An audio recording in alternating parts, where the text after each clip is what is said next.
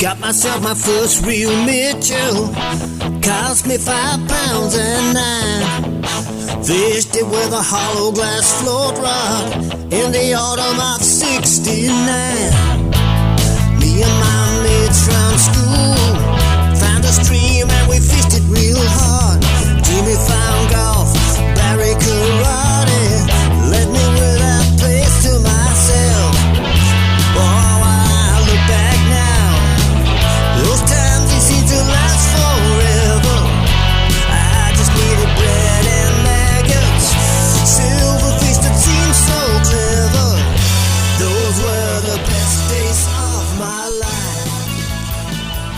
Oh, yeah. Well, hello again, and in this issue we're going to talk about the most underrated coarse fish that swims in British waters. Well, certainly in my book anyway, and that's the dace.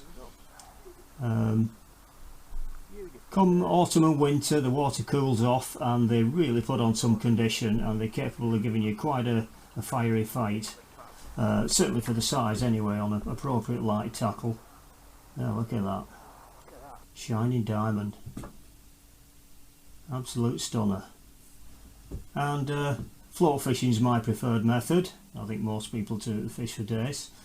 And even or stick floats, 4-pound main line, fixed bow reel or centre pin. I prefer the centre pin for the sensitivity, and a hook length which varies between maybe 2 and 3 pounds according to the water clarity and the conditions. If you're fishing quite sort of clear water and the fish are a bit cagey, I'd maybe go down to 2. Quite often I'd use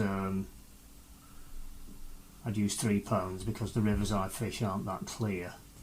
There's a little one there going back,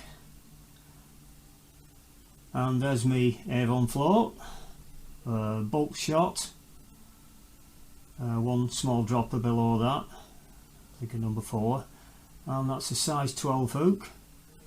That's suitable for 2 maggots or else bread flake, depending on the mood of the fish. And maggots are perhaps the best bait for catching numbers of dace and getting them feeding, but I do think that bread flake has the edge when it comes to picking out the better ones.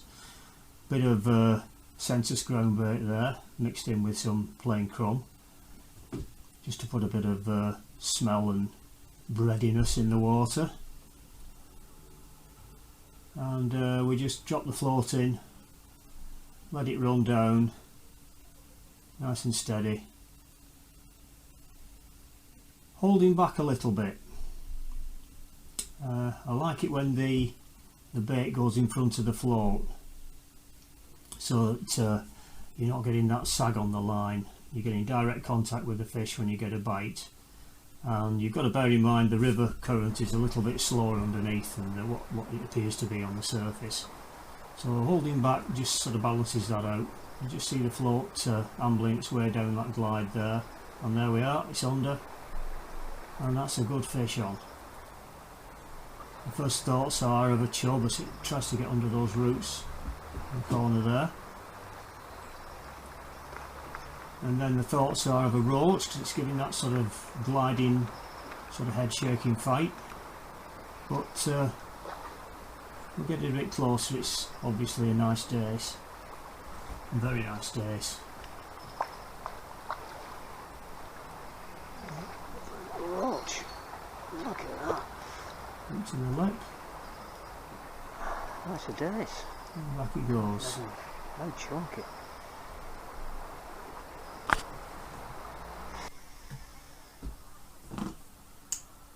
You can fish ledger for dace, but I've never had a lot of success. Tend to get little sort of difficult jittery bites that seem almost impossible to hit.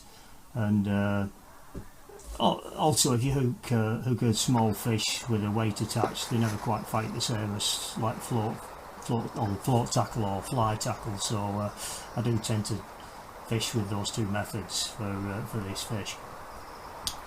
Very little in the angling literature about Dace. I think there's two books I can think of. One of them's by Dr. Redfin, the eminent Dr. Mark Everard, and there's an old one by a guy called Peter Wheat from sometime in the 1950s or 60s. Those are the only two I can think of that are solely dedicated to Dace. If you can think of any others, let me know in the comments. But quite neglected in angling literature compared to the more popular roach and chub,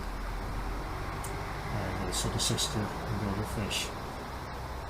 So this time we're in the dead of winter, very cold weather, and just to show that they'll still bite when it's really freezing your fingers off, here I am again fishing a nice crease pool, again with bread flake.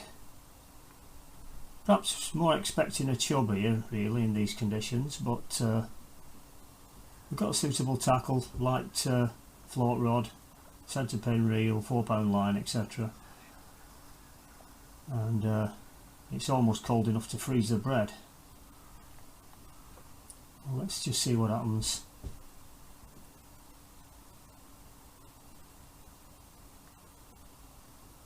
Just let this float down the crease. I've got the bread flake on, and we'll just put a few loose offerings in. We've perhaps put a bit of census in already, a couple of small balls of ground bait, not very much because in the cold weather the worst thing you can do is overfeed them. These conditions you're really fighting to get a bite. If you get a bite in a fish, you've sort of done well really. But like I say, the dace and certainly the chub, they will come on these cold days, given a bit of patience and the right approach. And obviously the most important thing, if you can find them, because you will find the shoals clustered pretty tight in certain places.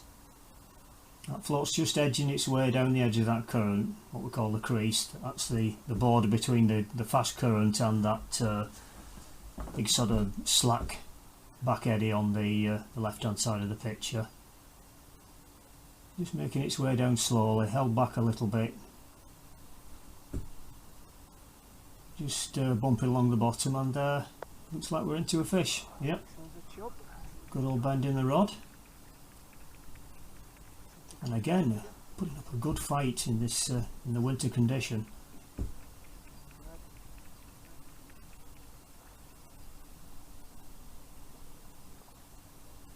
And there we go. Again, up to the minute it's in the net, we can't really be sure, but plays like a dace, and it looks like a dace. And it jolly well is a dace. Absolute stunner, really deep bodied like a roach, but without the red fins, definitely a dace. Okay, so that's the end of this one, pretty well. Hope you enjoy the song, and please subscribe, share, like and comment. Take care, bye.